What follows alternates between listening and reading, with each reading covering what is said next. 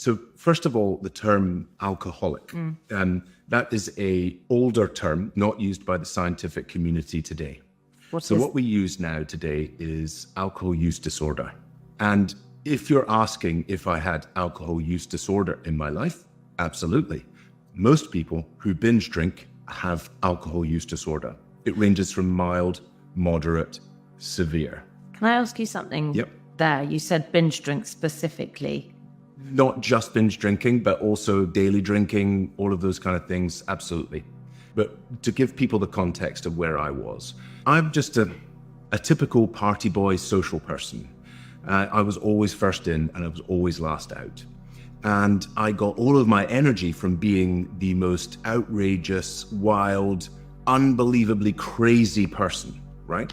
And so I loved the party, I loved that. And alcohol in my 20s also led to drugs. You know, I did a lot of party drugs when I was younger. And I think, you know, the things I didn't really realize, I didn't really link them to the alcohol consumption. I didn't realize that alcohol was causing these other things that I was trying to sort out. And I would say that when I did actually finally change my relationship with alcohol, that's when you look back and you go, oh, wow. You know, I didn't realize that I was not that bad, but that it was having that impact on me. What were the things? So let's look at it from the other perspective.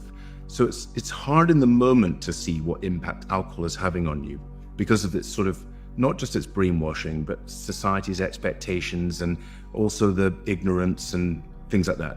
So what happens when you remove alcohol? Well, I mean, the lights go on, you know, the sudden increase in energy, clarity, productivity, IBS, a decade of seeing doctors, Chinese health medicine, you've got IBS, taking medication, disappeared, right? So psoriasis, gone. So depression, anxiety, significantly reduced. So there were all of these things that I wasn't really attributing to this regular alcohol consumption. And even at the time, it was only 2, maybe 3 times a week, drinking, probably binge drinking, sometimes heavily.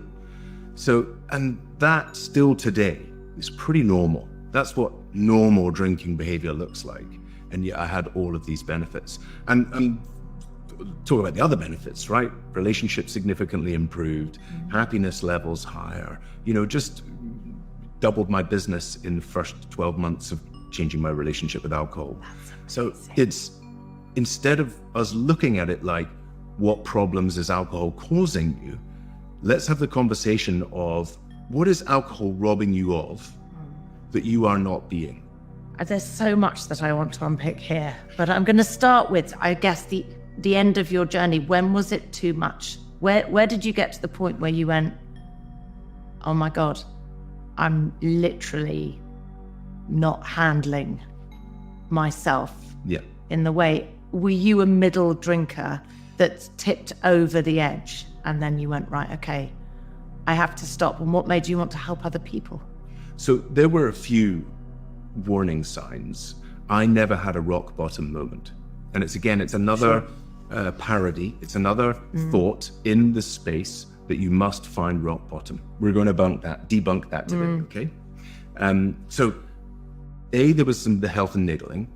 I knew, so I'd started meditating on the train to and from work. And this meditation, which is one of the things we highly recommend for people, meditation builds a gap between stimulus and response. So if stimulus is, I have a craving or I'm stressed or I'm tired, when there is no gap, it's just you reach for a drink, okay? It's on autopilot. You stub your toe, you lash out. So as you start to meditate, we build a gap inside that, and inside that gap is intuition and wisdom. So in between I'm stressed and tired comes, actually I don't want to feel like rubbish tomorrow, so I'm probably not going to have a drink. And so that's why meditation can be so powerful in awareness. I think all of this came from that. It really was the birthing into there from meditation. So going on the train to and from, I would use it as my transition to become the other version. So I could be dad and husband and things like that. But on that train journey, I just got this continued knowing, you know, in the beginning for people with their relationship with alcohol, because it's so marketed, it's so peer pressured, it's so socially normal. The knowing is very quiet. It's like, hey, Davina, this alcohol thing is costing you more than you realize. Okay?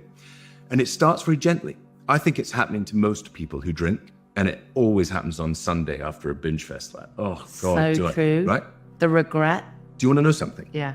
In the community, a large survey in this study done, they asked people, what was the time it took from the first thoughts of, I think alcohol's causing me trouble, to asking for help? The average time was 11 years. Years, yeah.